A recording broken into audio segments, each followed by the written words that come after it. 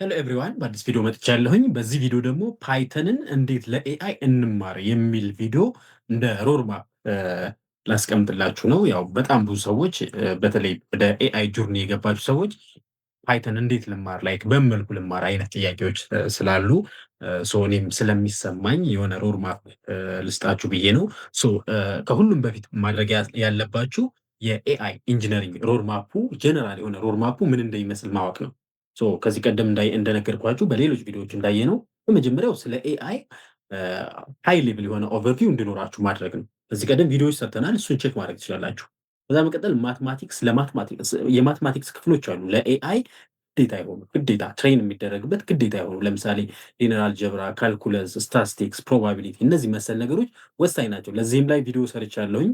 ከዚህ በፊት የሰራው ቪዲዮ ማትማቲክስ ነው የሚለው ለኤአይ ፎር ኤአይ ነው የሚለው። እሱንም ቼክ ብታደረጉ ራፍሊ አይዲያውን ታገኛላችሁ። እናንተም በግላችሁ ደግሞ ሊነር አልጀብራ እና ካልኩለስ ብትሰሩ ጥሩ ነው።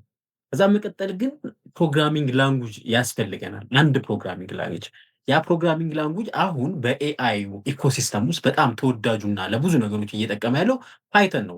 ብዙ ፕሮግራሞች ላንጉጆች አሉ። ከእነሱ ውስጥ ፓይተን ነው።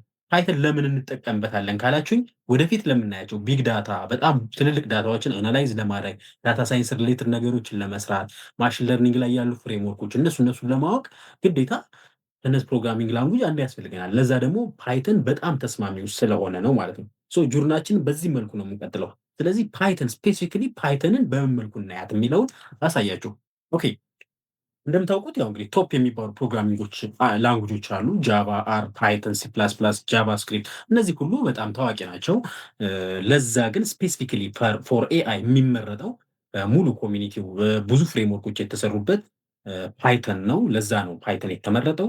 ስለዚህ ፓይተንን ነው የመጀመሪያው። ፓይተንን ለመማር የሚያስፈልጋችሁ የጋራ የሁሉም የፕሮግራሚንግ ላንጉጆች እነዚህ ሁሉ ያላቸው ፕሮግራሚንግ ላንጉጆች የጋራ ባህሪ ያላቸው ፋንዳሜንታል የሚባሉ አንዳንድ ተርሞችን ማለት ነው። እነሱም ፋንዳሜንታል ማወቅ ነው።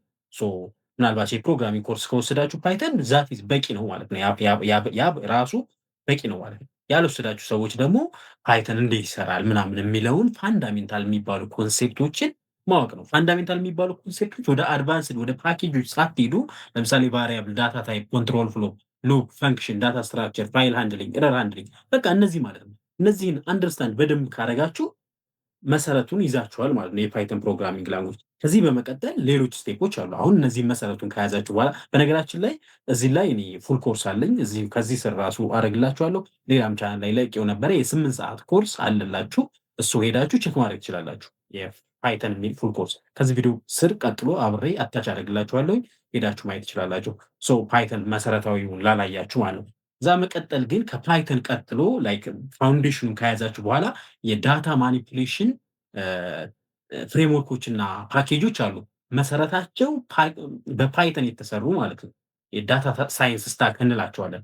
ለምሳሌ በነገራችን ላይ በጣም ብዙ ፓኬጆች አሉ በፓይተን የተሰሩ ብዙ ነገሮች የሚሰሩ ማለት ነው። ለምሳሌ ለዳታ ማኒፑሌሽን የሚጠቅማሉ፣ ለዳታ ቪዥዋላይዜሽን የሚጠቅማሉ። እዚህ ጋር የምታዩቸው ነገሮች በሙሉ ማለት ነው። ስታቲስቲካል አናላይሲስ የሚጠቅማሉ፣ ለማሽን ለርኒንግ የሚጠቅማሉ፣ ለኤንኤልፒ የሚጠቅማሉ፣ ለዳታቤዝ ኦፕሬሽን የሚጠቅማሉ፣ ታይም ሲሪስ፣ ዌብ ስክራፒንግ ይሄ ሁሉ የተለያዩ ራሳቸውን የቻሉ ፓኬጆች ናቸው ማለት ነው።